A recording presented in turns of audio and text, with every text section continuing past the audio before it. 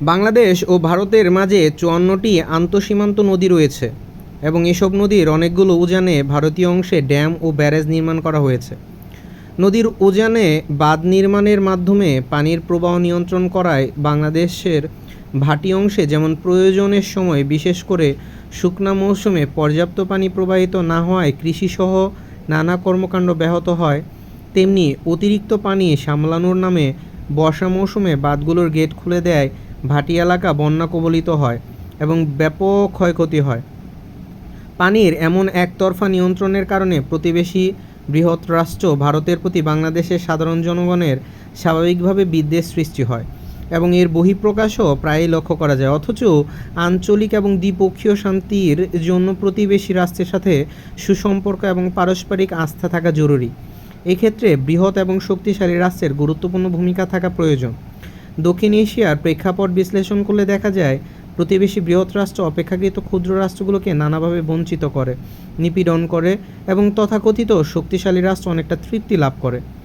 অভিন্ন নদীর পানির হিস্সা নিয়ে শক্তিশালী রাষ্ট্রের নানা বাহানা উজানে থাকা বাংলাদেশকে প্রতিনিয়ত ক্ষতির মুখে ঠেলে দিচ্ছে। পানি একটি সাধারণ সম্পদ, এটিকে নিজের আয়ত্তে রেখে অন্যকে বিপদসংকুল এবং ক্ষতির মুখে ঠেলে দেওয়াটা কতটা মানবিক ও যৌক্তিক? পানির ন্যায্য হিস্সা থেকে প্রতিবেশী রাষ্ট্রকে বঞ্চিত করা এবং উজানে বাঁধ নির্মাণ করে ভাটির দেশে বন্যা কিংবা মরুময়তা সৃষ্টির ইতিহাস অনেক লম্বা। ১৯৫০ থেকে ৫১ সালে ভারত যখন ফারাক্কা বাঁধের প্রাথমিক পরিকল্পনা করে, তখনও এর প্রতিবাদ হয়েছিল। প্রাথমিক পর্যায়ে ভারত তৎকালীন পাকিস্তানের আপত্তিগুলোকে গুরুত্ব সহকারে নেয়নি, বরং তদন্তের অধীনে থাকা সম্ভাব্য প্রভাবগুলোর বিষয়ে পাকিস্তানের উদ্বেগকে সম্পূর্ণরূপে অনুমানমূলক বলে অভিহিত করেছিল।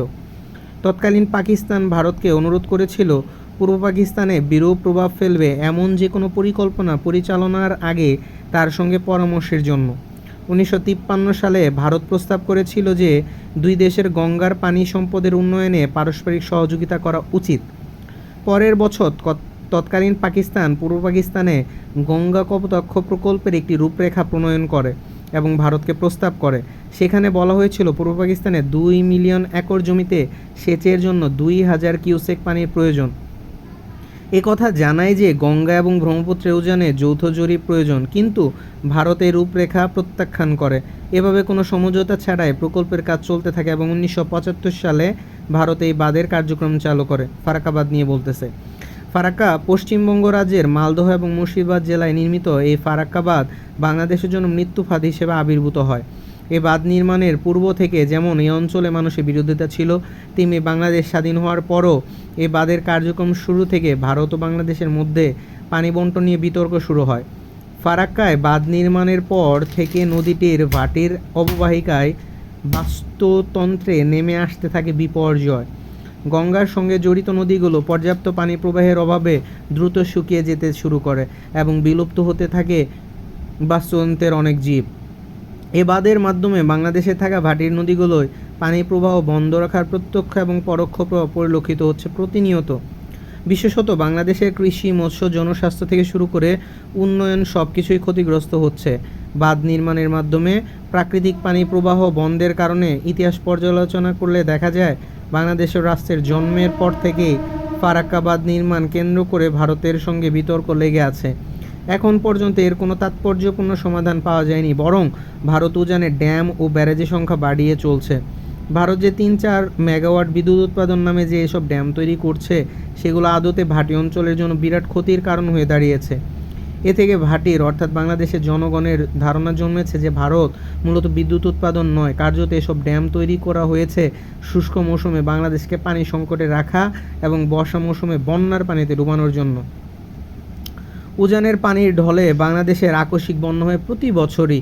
এবছর আগস্টের চলমান বন্যা চরম আকার ধারণ করেছে ৩১ বছর পর দুম্বুর বাঁধ খুলে দেওয়ার ফলে। আমরা জানি, ফেনী বন্যাপ্রবণ এলাকা এবং কুমিল্লার দুঃখ গোমতী নদী। কুমিল্লা জেলার উপর দিয়ে প্রবাহিত গোমতী নদী এবং ফেনী জেলার উপর দিয়ে প্রবাহিত মুহুরী নদীর উজানে ত্রিপুরা রাজ্যে একাধিক ড্যাম তৈরি করেছে ভারত সরকার, সঙ্গে রয়েছে ব্যারেজ। এগুলো তৈরি করা হয়েছে কোনো ক্ষেত্রে পানি সংরক্ষণ, আবার কোনো ক্ষেত্রে বিদ্যুৎ উৎপাদনের জন্য। যে কারণে এগুলো নির্মাণ করা হোক না কেন, নদীর গতিপথে এসব অবকাঠামো পানি প্রবাহের প্রতিবন্ধকতা তৈরি করে এবং এর ফলে কখনো ভাটিতে পানির অভাব, আবার কখনো ভয়াবহ বন্যার সৃষ্টি হয়। অবশ্য কোনো কোনো ক্ষেত্রে সাপে বর হয়ে উজানের বাঁধ গোমতীকে অতিপ্লাবন থেকে রক্ষা করেছে এবং এ কারণে 2007 সালে পর কুমিল্লা অনেক বছর তেমন কোনো বন্যার মুখোমুখি হয়নি। কিন্তু এবছর আসাম ত্রিপুরা অঞ্চলে অতিবৃষ্টির কারণে পানির চাপ বেড়ে যায়, অকস্মাৎ দুম্বুর বাঁধ খুলে দেয় কুমিল্লা, ফেনী, নোয়াখালী বিস্তৃত অঞ্চল নিমিষেই পানির নিচে তলিয়ে গেছে। এ বন্যায় মুহুরী অববাহিকায় বিশেষ ভূমিকা লক্ষ্য করা গেছে। ভারতের ত্রিপুরা কলসিতে মুহুরীর উজানে ব্যারেজ নির্মাণ করেছে ভারত। নদী অববাহিকার উপনদীগুলোতেও রয়েছে একাধিক বাঁধের অস্তিত্ব। প্রবল বর্ষণে নদী অববাহিকার উজানে পানির চাপ বেড়ে যাওয়ায় অকস্মাৎ এই ডাম ও ব্যারেজগুলো খুলে দিলে পানির প্রবল স্রোত ভাটি অঞ্চলে কী প্রলয় ঘটাতে পারে তা অনুমেয় এবং অনুমানের অধিক ভয়াবহ বাস্তব চিত্র ফুটে উঠলে এবারে সর্বনেশী বন্যায়ও বাংলাদেশ ভারত যৌথ নদী কমিশন কি এই বাঁধ খুলে দেওয়ার বিষয়টি জানতো না বলেই খবর প্রকাশ হয়েছে বাংলাদেশের মিডিয়ায়। চুক্তির নিয়ম অনুযায়ী উজানের দেশে অস্বাভাবিক বৃষ্টির কারণে পানি ছেড়ে দেওয়ার প্রয়োজন হলেও ভাটিতে অবস্থিত দেশকে বিষয়টি আগেই জানানো উচিত, যাতে ভাটির লোকজন নিজেদের প্রস্তুত করতে পারে এবং তাদের নিরাপদ আশ্রয়ে সরানো যায়। ভারত এবার জানানো বিষয়টি রক্ষা করেনি বলে দাবি করেছে বিভিন্ন মহল থেকে। হঠাৎ করে দুম্বুর বাঁধ খুলে দেওয়ার কারণে হু হু করে পানি ঢুকে পড়ে এবং ভাটিতে অবস্থিত বাংলাদেশের ফেনী, নোয়াখালী, কুমিল্লা বিস্তৃত অঞ্চল গভীর পানিতে ডুবে যায়। ফলে লাখ লাখ মানুষ গৃহহারা ও পানিবন্দী হয়ে পড়ে এবং ব্যাপক জানমালের ক্ষতি হয়, যা এখনও চলমান। অভিন্ন নদীর উজানে যদি এই বাঁধগুলো না থাকতো তাহলে পানির স্বাভাবিক প্রবাহ চলতে থাকতো এবং হুট করে ভয়াবহ বন্যা পরিস্থিতির সৃষ্টি হতো না। শুষ্ক মৌসুমে পানির অভাবে বাংলাদেশের নদীগুলো বছরের পর বছর শুকনো থেকে নাব্যতা হারাতো না এবং বর্ষা মৌসুমে পানি ধারণ ক্ষমতা হারিয়ে বন্যার সৃষ্টি হতো না। 1972 সালে মার্চে ভারত ও বাংলাদেশের মধ্যে ভারত বাংলাদেশ মৈত্রী, সহযোগিতা এবং শান্তি চুক্তি স্বাক্ষরের শর্ত অনুসারে যৌথ নদী কমিশন বা জেআরসি গঠিত হয়। দুঃখজনক হলো এই কমিশন দীর্ঘ 52 বছরেও পানি বণ্টনে কার্যকর কোনো ভূমিকা রাখতে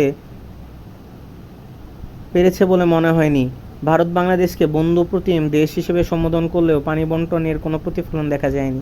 অন্যদিকে ভারতের প্রতিবেশী পাকিস্তানের সঙ্গে ইন্দাস ওয়াটার ট্রিটি, যেটি সিন্ধু জল চুক্তি নামে পরিচিত, চুক্তিটি 1960 সালে সম্পাদন হয়, যেটি সফলভাবে কাজ করছে এবং সেখানে সিন্ধু নদীর কমিশনের সফলতাও অনেক। 1977 সালে ভারত বাংলাদেশের মধ্যেকার 5 বছর মেয়াদী 77 থেকে 82 একটি পানি চুক্তি স্বাক্ষর হয়, কিন্তু সেই চুক্তির সময় উত্তীর্ণ হওয়ার পর আবার পুনর্বিবেচিত হয়নি। 1985 সালের 22 নভেম্বর একটি মেমোরেন্ডাম অফ আন্ডারস্ট্যান্ডিং MOU স্বাক্ষর হলেও পানির প্রবাহ বৃদ্ধি প্রসারণে ভারত সরকার সে সময় রাজি হয়নি। 1993 সালে শুষ্ক মৌসুমে গঙ্গায় পানির প্রবাহ 34,500 কিউসেক থেকে কমিয়ে 10,000 কিউসেকে নামিয়ে দেয় ভারত। এই প্রেক্ষাপটে বাংলাদেশ বিষয়টি জাতিসংঘ সাধারণ সভা এবং দক্ষিণ এশীয় আঞ্চলিক সহযোগিতা সংস্থা SAARC উত্থাপন করে সমাধান লাভের লক্ষ্যে।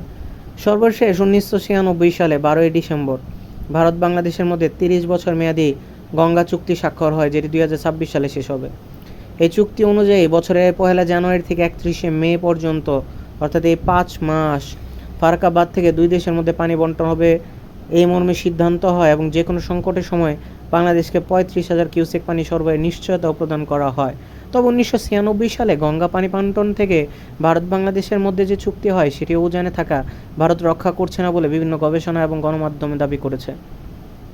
2026 সালে গঙ্গা চুক্তির মেয়াদ শেষ হতে চলেছে এবং এর ভবিষ্যৎ কী হবে সেটি এখনও পরিষ্কার নয়। অন্যদিকে ভারতের টিপাইমুখ বাঁধ প্রকল্প, আন্তঃনদী সংযোগ প্রকল্প সহ উজানে পানির প্রবাহ নিয়ন্ত্রণের নানা কর্মকাণ্ড ভাটিতে অবস্থিত বাংলাদেশের জনগণের মাঝে অবিশ্বাস ও ক্ষোভের সঞ্চার করে। তিস্তা চুক্তি নিয়ে দীর্ঘদিনের আলোচনা থাকা সত্ত্বেও ভারতের সদিচ্ছার অভাবে বিষয়টি আলোর মুখ দেখছে না, যেটি হতাশার মাত্রা আরও বাড়িয়ে তুলছে। বাংলাদেশের 230টির বেশি নদী রয়েছে, যার মধ্যে 57টি আন্তঃসীমান্ত নদী। এর মধ্যে 54টি উৎস প্রতিবেশী দেশ ভারত এবং 3টির উৎস মিয়ানমারে। গঙ্গা বাংলাদেশের ভূখণ্ডে পদ্মা নামে পরিচিত। ব্রহ্মপুত্র, মেঘনার মতো 3টি শক্তিশালী আন্তঃসীমান্ত নদী তৈরি করেছে গঙ্গা ব্রহ্মপুত্র মেঘনা অববাহিকায় বাংলাদেশ নামক বদ্বীপ। দেশের মোট প্লাবনভূমির প্রায় 80% এই অববাহিকায় অবস্থিত। সম্প্রতি একটি জাতীয় দৈনিকে প্রকাশিত তথ্য অনুসারে গত ৫৭ বছরে দেশে ১৫৮টি নদী শুকিয়ে গেছে। গত ৫৭ বছরে ১৫৮টি নদী শুকিয়ে গেছে। গত ৫৭ বছরে দেশের ১৫৮টি নদী শুকিয়ে গেছে। বস্তুত অভিন্ন নদীর উজানে বাঁধ দিয়ে পানি স্বাভাবিক প্রবাহ শুকিয়ে বাধাগ্রস্ত না করলে নদীগুলো দ্রুত শুকিয়ে যেত না। দক্ষিণ এশিয়ার ৭টি দেশ ভূরাজনৈতিকভাবে আলাদা এবং স্বাধীন হলেও কিছু সম্পদ রয়েছে যে দেশগুলো একে অন্যের সঙ্গে ভাগাভাগি করেছে। তার মধ্যে পানি সম্পদ অন্যতম। এই পানি প্রবাহের উৎসগুলো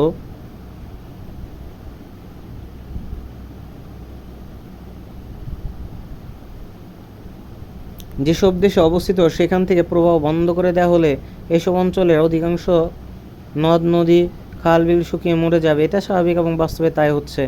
আন্তর্দেশীয় নদীগুলোর প্রবাহ স্বাভাবিক থাকলে পানি নিয়ে যেমন হতো না কোনো বিরোধ, তেমনি এত সব চুক্তির প্রয়োজন হতো বলে মনে হয় না। ভূপ্রকৃতিগতভাবে বাংলাদেশ উত্তর দক্ষিণে উজান থেকে ভাটিতে অনেকটা যেমন ঢালু তেমনি কতকটা থালার মতো, যা উজানে পানি আসতে যেমন সহায়তা করে তেমনি জমে থাকার ক্ষেত্রেও কারণ বটে। গঙ্গা, যমুনা, ব্রহ্মপুত্র অববাহিকায় গড়ে ওঠা বাংলাদেশের প্রকৃতির এরূপ নতুন কিছু নয় এবং বন্যাও স্বাভাবিক বিষয় হয়ে আছে এখানকার জনগোষ্ঠীর জন্য। বন্যার দীর্ঘ ইতিহাস রয়েছে এ অঞ্চলে এবং এর কারণে জীবন ও সম্পত্তির ক্ষয়ক্ষতিও হয়েছে অনেক। ১৯ শতাব্দীতে ঘটে যাওয়া বন্যাগুলোর মধ্যে 1842, 1858, 1875, 1885, 1895 সালে বন্যা ছিল ভয়াবহ।